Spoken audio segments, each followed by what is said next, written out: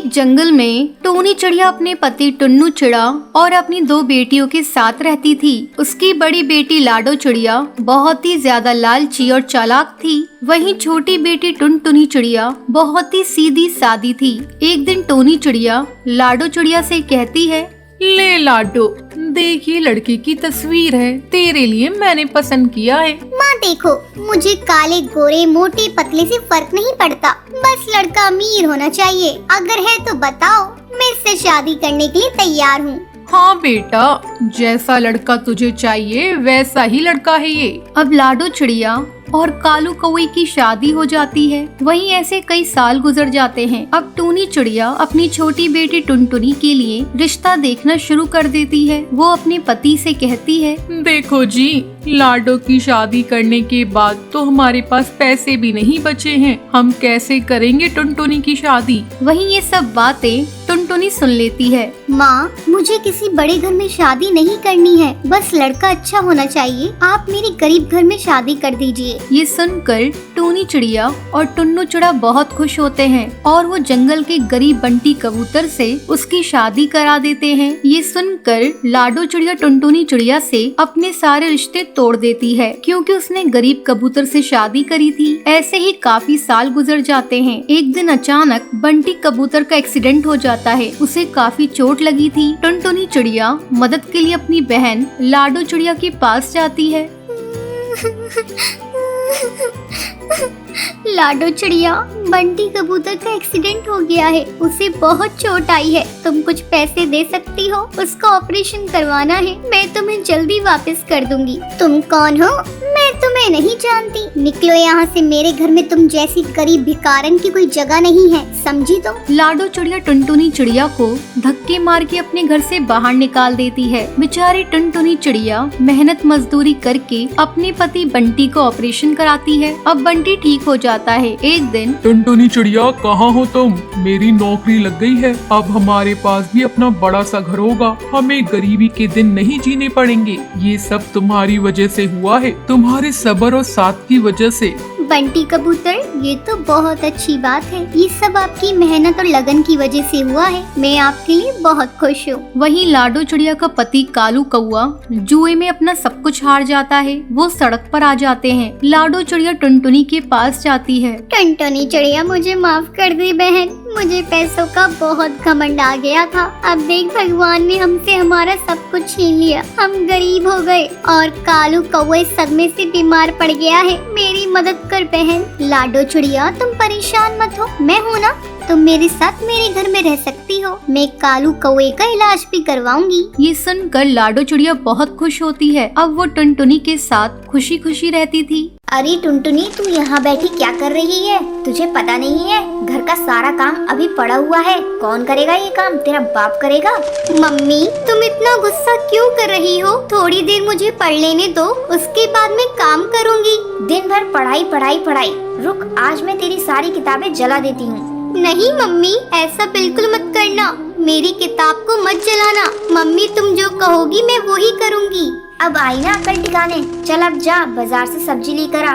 और हाँ, ध्यान से सुन ले, जहाँ कम दाम की सब्जी मिलेगी वहाँ से ही लेना। ले ये पैसे, इसमें सारी सब्जियाँ आ जानी चाहिए। ये क्या मम्मी, तुम तो 50 रुपए ही दे रही हो, इसमें तो सब्जियाँ पूरी नहीं आ पाएंगी। अरे पागल चिड़िया, अभी तो मैंने बताया जहाँ से सबसे कम दाम की सब्जी मिलेगी वहीं से ही लेना। चल अब जा जल्दी से, केवल जबान न चला। जा तो रही हूँ मम्मी, तुम इतनी जोर से क्यों डांट रही हो? मुझे डर लगने लगता है। टुनटुनी बाजार सब्जी लेने चली जाती है। भैया, मुझे आलू चाहिए, जो सबसे कम दाम वाले हो वही देना। है ना, ये लो। और हाँ भैया, थोड़े टमाटर भी देना, सबसे सस्ते वाले। ठीक है, अभी देता हूँ। सब्जी वाला सड़ी हुई सब्जी टुनटुनी को दे देता है। टुनटुनी खुशी खुशी सब्जी लेकर घर आती है। टुनटुनी, तू सब्जियाँ ले आई? चल अब झोले को लेकर इधर आ। हाँ मम्मी, लेकर आती हूँ। और ये लो पैसे कुछ बचे हुए। अरे ये क्या, तू ये कैसे आलू और टमाटर लाई है? ये तो पूरी सड़ी हुई है। मैंने तुझे कम दाम वाली लेने को कहा था, सड़ी हुई लेने को नहीं कहा था। चल इसे जल्दी जा और वापस करके दूसरी ले आ। माँ, तुम्ही ने तो कम दाम वाली सब्जी लाने को कहा था, मैं इसे बदलने के लिए नहीं जाऊंगी। तुझे तो जाना ही पड़ेगा, अगर तू नहीं गई तो तेरी मार मार के चमड़ी उधेड़ दूंगी। एक एक पैसा कमाने में बहुत ही समय लगता है और तूने एक ही झटके में उसे खत्म कर दिया। अब तू बता, मैं इस सड़ी गली सब्जियों का क्या करूं? मैं तुझे कहती हूँ इसे लेकर जा और इसे वापस करके पैसे ले आ। ठीक है, मैं जाकर देखती हूँ। टुनटुनी वापस उन सब्जियों को लेकर उस सब्जी वाले के पास पहुँचती है। भैया, मैंने तुमसे कम दाम वाली सब्जी मांगी थी, सड़ी गली नहीं। तुम इसे वापस करके इनके पैसे दे दो। क्या बोली? मैं तेरे पैसे वापस नहीं करता, जा। भैया वापस कर दो ना, मेरी माँ मुझे बहुत मारेंगी। मैं कहता हूँ तू जल्दी भाग यहाँ से। टुनटुनी डरी सहमी घर वापस आती है। उस समय टूनी दरवाजे पर ही खड़ी थी, उसके हाथ में एक डंडा था। क्या हुआ टुनटुनी, तूने सब्जी वापस कर दी? नहीं माँ, सब्जी वाला वापस नहीं कर रहा है और उसने कहा है तुझे जो करना है कर ले। आज मेरा गुस्सा चढ़ गया है, मैं तेरी चमड़ी उधेड़ कर ही रहूंगी। टूनी टुनटुनी को डंडे से पीटने लगती है।